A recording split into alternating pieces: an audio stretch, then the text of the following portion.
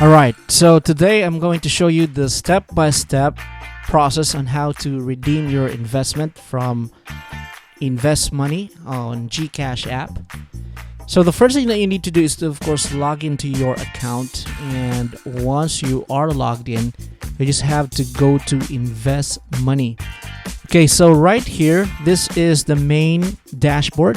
So what you have here is the breakdown of your investments.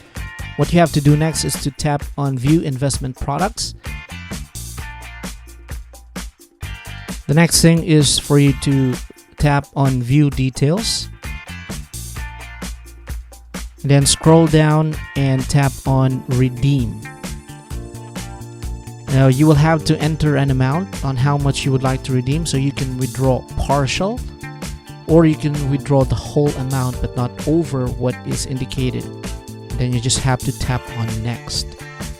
So you will see here that you will have about 5.74 units, and you will also have to tick the box that you are agreeing to the agreement and the redemption disclaimer. So you just have to tick that. Once you have that submitted, and you're all done, and then confirm, and you will be receiving a notification via SMS for the transaction or for the order, redemption order that you have made. So I have here, it says that the amount will be credited to my wallet, to the GCash wallet, and it will take 2 to 3 business days.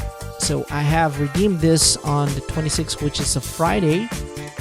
You can also check on your pending redemptions, and you will see there the details of your redemption or the details of your order, the order that you have made.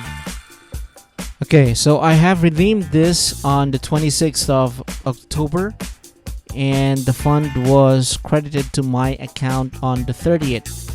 Now, just something that I would like for you to notice is that this redemption that was made, initially the amount is for 601.82.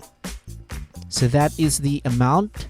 However, on the final, the actual amount that I have received is 602.03.